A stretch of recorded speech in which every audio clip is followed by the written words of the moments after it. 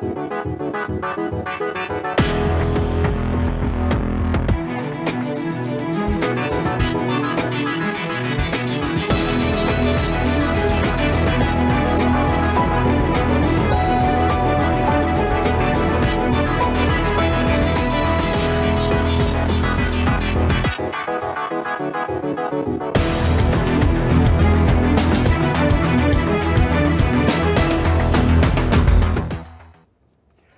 evening, everyone. I'm meteorologist Dave Snider with the National Weather Service. It's the 30th of May, and as always, we encourage you to stay up to date with your local weather information. You can do that in several ways. Just give us a call, 1-800-472-0391. That, of course, is the Alaska Weather Information Line.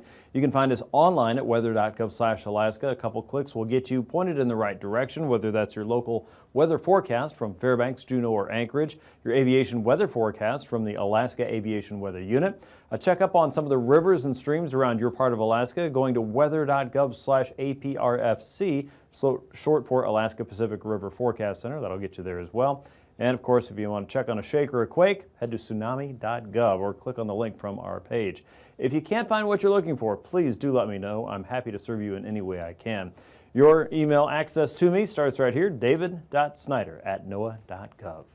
Here's a look at the breakup map for your Wednesday, May 30th, and you'll look up north to the North Slope, and we are not dealing with any of the lower interior rivers anymore. We're watching the North Slope rivers, and there's still some ice, we think, north of Colville and north on the Sag, and also north on the Kuparuk River, and with ice still along the coast, that's preventing some of that ice from going out along the river. And water is starting to flow up on top of the ice from what we can see on satellite pictures there. So chances are there are some places that are getting some flooding there, and we don't have a really good grasp on exactly what's happening right there because we don't have a good look at it from the satellite's perspective. But changes are still occurring there across the North Slope as of this Wednesday. You can check the latest information from your streams and rivers simply by going to weather.gov/APRFC once again.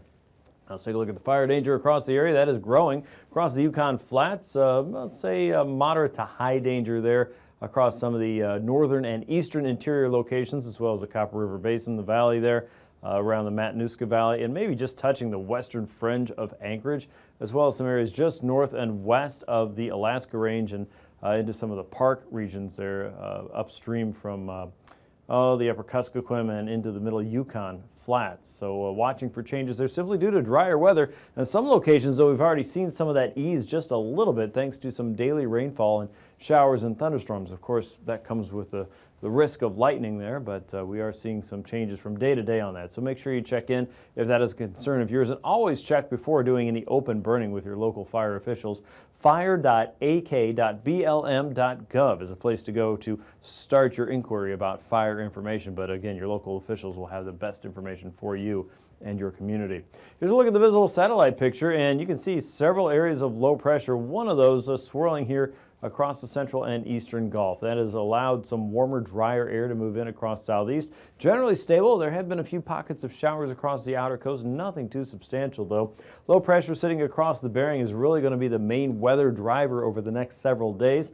And as this picks up steam there and starts to strengthen just a little bit more, we'll see a steady southerly flow working up the west coast. That's going to help chew away more of the ice across the Chukchi Sea, drag in more easterly winds across the Beaufort Sea, and continue to warm places up that are currently under some cold, dark clouds across the North Slope. Fog and flurries and snow still for some across the North Slope in this late afternoon.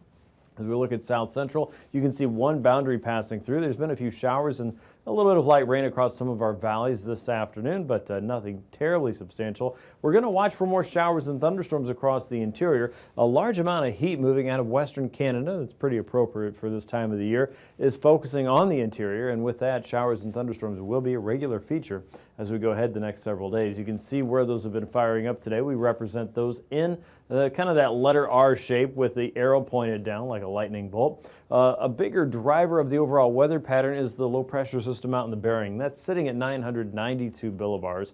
As the front is working in from the south and west, it's wringing out rainfall across the YK Delta up into Norton Sound and along the Alaska Range as it draws some of that air up the slope and into the higher terrain. We're also getting a push of moisture into the Kenai Peninsula and parts of Prince William Sound. And this high pressure ridge doesn't look like a lot. There's a lot of cloud cover underneath it, but enough sunshine is reaching parts of southeast that temperatures are fairly mild today. Now, south of the boundary of the Brooks Range is where we're getting that unstable atmosphere. That's why showers and thunderstorms are popping up for you as we go into the evening hours. Don't be surprised to see that continue for places like the Yukon Flats down to Eagle, maybe Northway.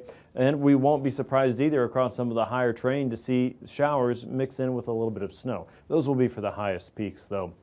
Across the eastern Bering, low pressure around the Pribilofs will keep showers stirred up across parts of the eastern chain, the Alaska Peninsula, out toward Kodiak Island. Look at southeast, generally dry, clear. Well, there's a potential that you may see some areas of fog, but nothing too earth-shattering. It should be a fairly quiet night for you in the Alaska Panhandle. Now, as we look up north, there's still areas of fog and flurries to be had, and maybe even some snow showers around Adigan and Anaktuvuk Pass tonight. On the north side of that, it looks primarily like we'll be dealing with liquid precipitation across the central and western parts of the Brooks Range. And then a look out west shows two interesting things. One, a little bit of a ridge forming right here. Wouldn't be surprised to see some areas of low stratus and fog under that. But a look even further west shows another weather maker moving in off of the Kamchatka Peninsula. And as that advances on Thursday, that's going to push some more of that stable weather northward. The ridge of high pressure centered up here just outside of Kotzebue Sound in the Bering Strait will likely keep some areas of fog in place around Kotzebue Sound. So if you're planning to fly up north tomorrow, especially along the Chukchi coast, keep an eye on the weather there and make sure you check in with the latest forecast because things could be changing and you wouldn't want to get stuck somewhere just because fog's rolling in and you just didn't see it coming just yet. Now, areas of low pressure will help to form showers and thunderstorms across parts of the northern and eastern interior once again for the afternoon. That's all due to that heat building in from western Canada. And that's not a mistake. There will be some areas of light freezing rain possibly around the eastern Beaufort Seacoast and into western Canada across Demarcation Point. So be careful if you're flying in that area as well. Down to southwest and the Alaska Peninsula, still expecting some showers throughout the day. Low pressure will be the main driver of that across the Gulf. And once again, a large part of southeast, while seeing a few more clouds, still looks to have a generally dry day for your Thursday. What about Friday? Well, the better chance of rainfall develops around the Misty Fjords and the southern end of the Clarence Strait and the Dixon entrance, maybe the southern outer coast, but even northern sections of southeast are still looking fairly dry, thanks to low pressure pulling in air off the mountains and helping to dry things out as that air descends. A look in the interior, well, showers and thunderstorms are a little more widespread north of the Alaska Range and south of the Brooks Range. The Middle Tanana Valley west toward the Middle Yukon Valley will have a fighting chance to seeing some more active weather like that. High pressure up across the Kotzebue Sound region once again and the Chukchi coast, still looking to hold down some of the low stratus and some areas of fog. So keep that in mind for Friday as well. And a look down to the south and west shows that this high-pressure system probably won't be there very long. A steady southwest flow builds across most of the Bering, and as this continues to warm up most of the central Bering, eventually this is going to push that ridge a little bit further east and probably break it down as we head into the weekend. So our main driver for the next days to come will be that southwesterly flow. Now, this is a pretty decent area of low pressure for, let's say, late spring or early summer. It's not the largest storm we've seen, but it may produce some gales across the chain. And as that tracks eastward there, it will certainly add more heat to more parts of southern, southwestern, and south central Alaska's forecast, especially as we get into Saturday, Sunday, and maybe even Monday. Let's take a look at those temperatures right now. Thursday mornings, temps will be fairly mild across the interior, mid to upper 40s for the eastern interior, south and west, upper 30s to lower 40s around Bristol Bay, 37 in Nome, 24 in Barrow, south central, upper 30s around Prince William Sound, to about 45 in Kodiak, and anywhere from about 38 to 42 degrees or so for many parts of southeast. Shemya and Attu, you're looking at about 41 degrees out there, a high of 42 on Thursday, no big change. 43 in St. Paul, 35 around Gamble and Sabunga, 32 in Barrow. For Yukon, a blistering 70 degrees for your Thursday afternoon. Fairbanks mid-60s should do it, about 60 degrees for many parts of the park's highway system, Willow, Houston, all the way out toward Chickaloon, and then southward into Anchorage, Kenai, Soldotna, and Homer probably in the mid to upper 50s. 48 around Kodiak southeast, upper 50s and lower 60s once again. Hoonah all the way to Sitka, Ketchikan, and Annette, a fairly mild day for you. Friday morning's temperatures, not a big change from what we saw Thursday morning. 20s in the north, 40s in the interior, 30s up around the Kobuk and Noatak Valley region. Kotzebue about 37, 37 in Nome as well. Bethel about 42, Kodiak 44, and Homer should see lows in the lower 40s with highs even warmer though on Friday in the mid to upper 60s and low 70s for the interior. And now, aviation weather around Alaska. Time for a look at your flying weather around Alaska. We expect some convection or showers and thunderstorms to be ongoing as we head into the early morning hours of Thursday, mainly in the upper Yukon Valley, into the Yukon Flats, and just south of the eastern Brooks Range summits. As you look at the North Slope, obviously widespread IFR will be back. There's been areas of fog and flurries there. IFR should be expected to continue. MVFR a little bit further south over Anaktuvuk and Adigan Pass after some of the IFR probably starts the day. Look for IFR conditions across St. Lawrence Island, down toward Nunivak Island in the Kuskokwim Delta, and then west of Adak and Atka toward Shemya. Along the West Alaska Range passes there, we expect IFR to start your morning, as well as a good part of Kodiak and out into the Central Gulf. MVFR should be fairly limited for southeast, so Chilkoot and White Pass start off fairly well. There may be some areas of fog, but generally speaking, the weather in southeast should be pretty flyable as we get started on Thursday morning and well into the afternoon, so you're A-OK, it looks like, whether it's sightseeing or getting business done. Out across areas for the Central Gulf, IFR conditions should be found there, but probably not reaching Kodiak by the afternoon. Convection, thunderstorms will fire up a little bit more in a widespread manner across the interior as a disturbance moves in from western Canada. That'll mainly focus north of the Alaska Range passes. As you can see, everything around south central pretty much clears up. Around Lake Clark and Merrill Pass out toward the eastern end of Lake Iliamna, you may run into a little bit of MVFR, but that a lot will be improving, it looks like, through the afternoon. So good news there. Through the Bering Strait, IFR conditions, and for the central and western chain, IFR continues, as well as many areas along the North Slope. Not a big change up north. As we get into Friday morning, again, IFR socks in a little bit harder for the North Slope and north of Anaktuvuk and Adigan Pass. Kotzebue Sound, Norton Sound, all the way into southwest and the central chain. Just widespread IFR conditions there, but that's about where it stops. The interior looks pretty good. VFR conditions expected through Friday morning. For some of your northern Alaska Range and western Alaska Range passes, there will be widespread MVFR, but again, that's in the morning hours. As we get into the afternoon, look for IFR across the Gulf to spread out a little bit more, and you'll notice that it kind of falls apart as it moves closer to southeast by the afternoon. You'll see MVFR across the southern parts of the inside passages and maybe the southern outer coast. Widespread convection still ongoing for the interior and north and now west of the Alaska Range. Not so much over south central, but as we get into the weekend, that could change. Out across the west, IFR is kind of falling apart a little bit across the North Slope, mainly around the Chukchi coast, but you can still see MVFR fairly widespread and kind of a tongue of IFR stretching in from Atkasuk and Barrow and Utqiagvik. Out across the Bering Strait and all the way through the Bering itself, widespread IFR conditions are expected to be found for your Friday afternoon. Here's your pass conditions now for Anaktuvuk and Adigan Pass. We'll start at MVFR, see some improvements, watch for convection, especially on the south side. That'll be the plan for your Thursday, and again on Friday it looks like too. Lake Clark and Merrill Pass will start at IFR, but improvements are expected on Thursday. We expect similar trends for Friday. Rainy Pass, we expect to see MVFR to start the day with improvements throughout the day. Same goes for Windy Pass, a better chance for showers and storms there on Thursday. Same goes for Isabel on the north side, looking for MVFR to start your Thursday. Mentasta Pass, watching for afternoon convection, maybe even some in the morning, so keep your eyes peeled on that. Tanita Pass, we expect to see some afternoon showers and thunderstorms in the region. VFR by the afternoon, though. Portage Pass starts at IFR, especially on the eastern side, and Chilkoot and White Pass looks like a beautiful flying day for many parts of southeast once again. Out across the west, you can see that warm and wet air is pooling up across the western Bering Sea in the central chain. And then for the interior, freezing levels are as high as 4 to even 6, maybe even slightly higher, around 7,000 feet for many in the central and northern and eastern interior. Cooler air is still hovering around Nome out towards southwest, the Alaska Peninsula, Kodiak Island, and south central, and southeast right now, holding on to freezing levels between 4,000 and 6,000 feet. And that's really where we're starting to find our icing potential. A lot of that's right along the Gulf, but not over southeast. Prince William Sound, Kenai Peninsula, Kodiak Island, southwest, anywhere from about 8,000 to 9,000 feet. The western end of the Seward Peninsula, northern Yukon Delta, Norton Sound above 9,000 feet, and a small sliver there across the eastern parts of the North Slope. Just south of that is where we get back into our convection. Low pressure sitting across southwest, driving the main focus for weather well south of us, keeping mild air across Alaska and allowing the heat to build in across the interior. A light easterly flow coming off the western parts of Canada, allowing the interior to heat up. Light winds across the eastern Gulf and strongest winds right now across the central and eastern chain from the north and west. You can see wind speeds there at 3,000 feet, coming in 20 to 25. Still not very strong. Easterlies for the northern Gulf. Turbulence threats are minimal, just a little bit of chop out across the western chain.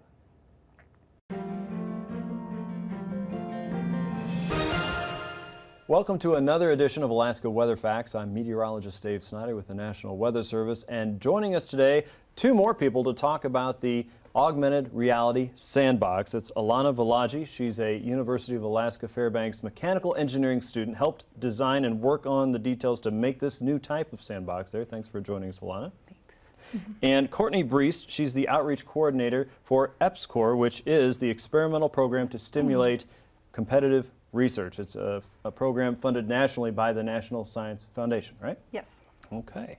Alana, tell us about how you changed and adapted this version of the augmented reality sandbox. It's a really cool tool.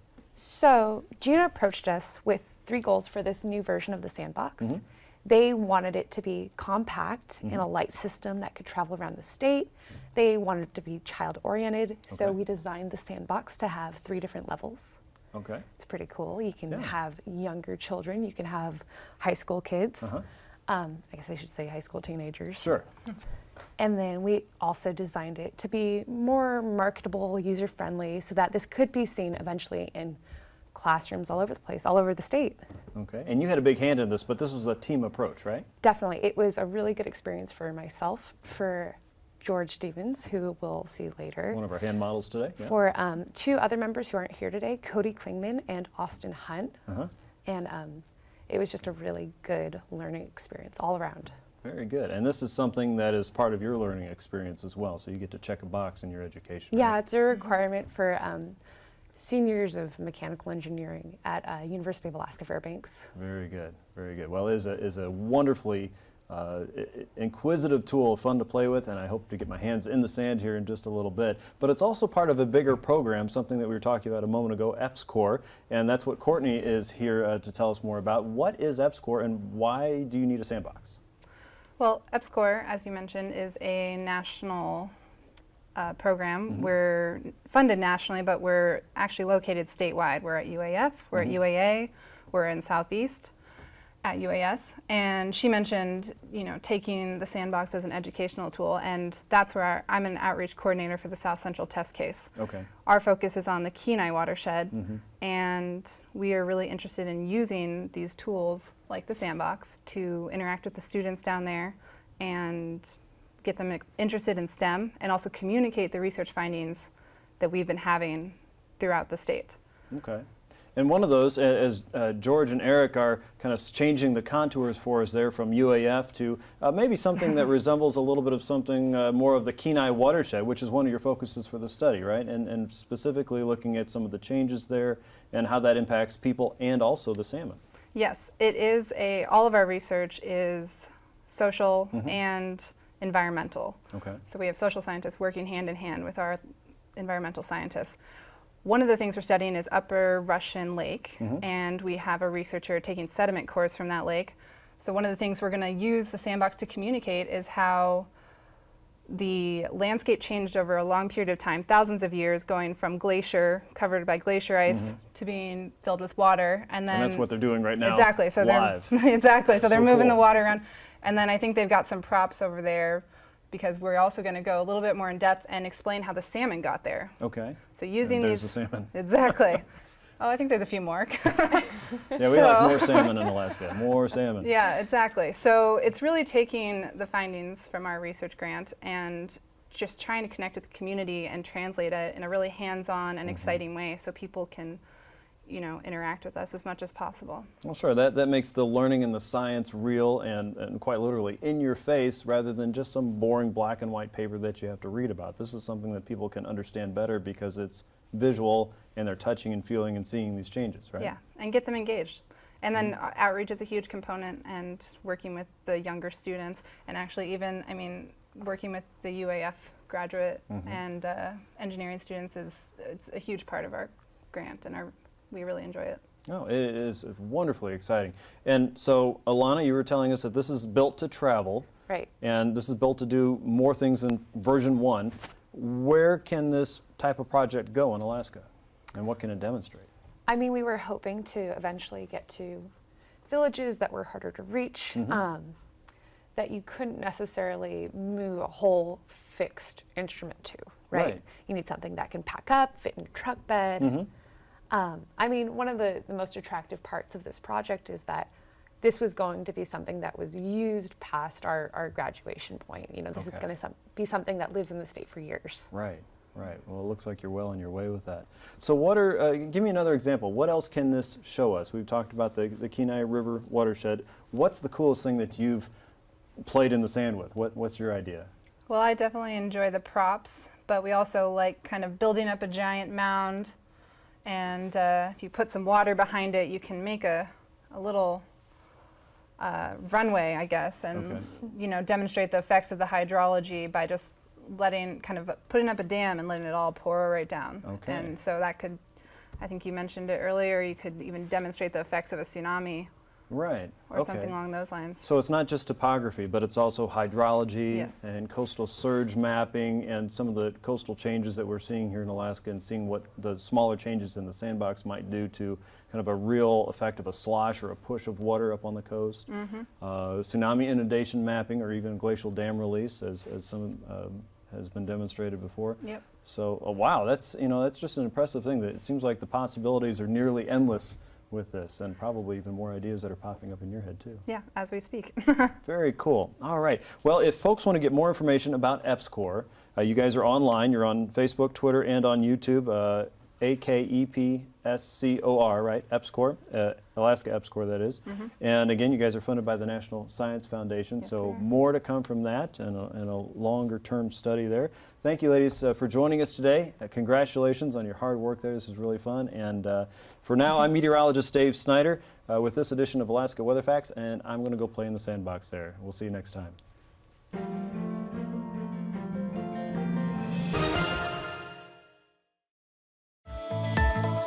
And now, marine weather around Alaska. For a quick check of your sea ice edge, and with persistent easterly flow, we're still seeing some of that thicker pack ice move from east to west, but you'll notice there are some open areas closer to the coast. Not completely open, but at least some marginal ice zones there, less than 80% in concentration. And also remember, there's a lot of water trying to move off of the Brooks Range down through the Sag, Kupark, and the Colville areas, so watch for water to come back up a little bit more in some of those rivers until more of that coastal ice and the anchor ice moves off. Around the Chukchi coast, look for areas of higher concentration ice from Barrow and just west of Ukqiavik all the way down toward Point Lay and inside the upper end of the Kotzebue Sound region. The very latest ice information is always available to you at weather.gov/Anchorage/ice. And into southeast we go. Light winds and small seas look to be the rule on the inside, anywhere from 10 to 15 knot winds there on the inside passages. Southerly flow in the Lynn Canal, northwesterlies in the Clarence Strait, and light southeast winds 10 to 15 knots up the outer coast. Seas holding about 6 to 7 feet, and you can see that a little bit more of a northerly flow develops as we get into Friday. Offshore winds still working south of Sitka to Craig, with 7 to 9 foot seas there. Southeasterlies in the Clarence Strait, and light winds only 10 knots or so around Stevens Passage in the Lynn Canal. 2 foot seas expected there on Friday. Weather still looks nice. Northeasterlies inside of Prince William Sound for your Thursday. Small seas as well, only 2 foot seas expected. And north and easterly winds coming down the north and western part of the Gulf along the Kenai Peninsula. We're expecting seas around 4 to 5 feet. Inside Cook Inlet, even smaller, 1 to 2 foot seas expected, with that 10 knot wind blowing in lightly from the north and east, and a little bit of an onshore change there on Friday. You'll notice that southwesterly flow reversing there, anywhere from 2 to 4 foot seas as you get down toward the Barrens. More likely some of that in the north and western Gulf. Holds to about 3 foot seas, and southwesterlies inside of Prince William Sound. Still pretty light there, 10 knots and only 2 foot seas as we start up another summery weekend. Northeasterlies inside of Shelikof Strait, 20 knots with a 5 foot sea. North and westerlies across the northwestern Gulf, 15 to 25 knots there as you get into the Pacific Coast region, 6 foot seas there. West and southwesterlies building into Bristol Bay. Higher seas a little bit further west of Cold Bay. Some of those could be reaching into the about 6, 7, maybe 10-foot sea range, but not terribly bad for your Thursday.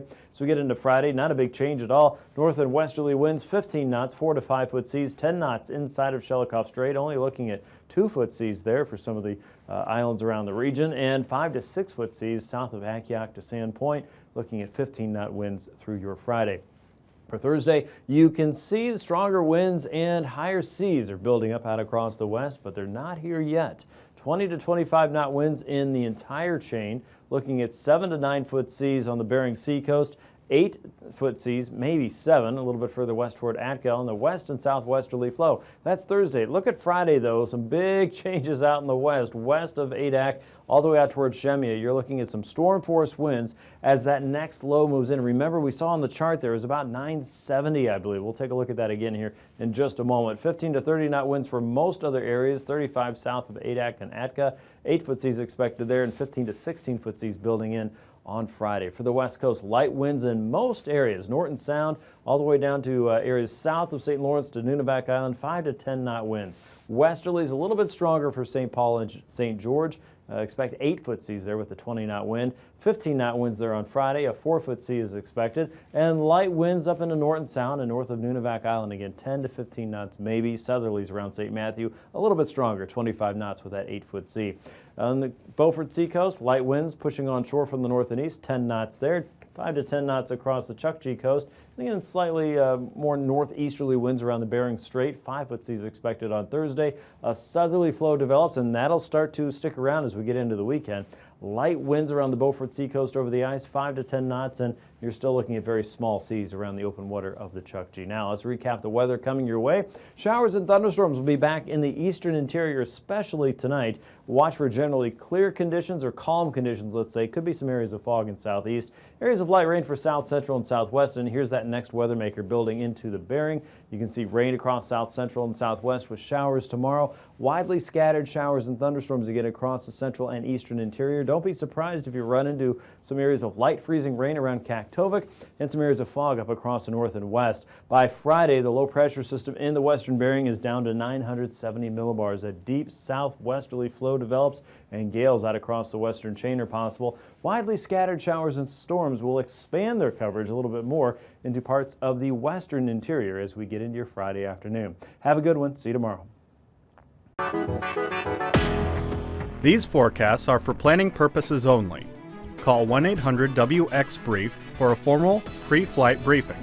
Always file a flight plan before you go flying. The U.S. Coast Guard Auxiliary urges you to leave a float plan with a friend or the harbor master before you go boating.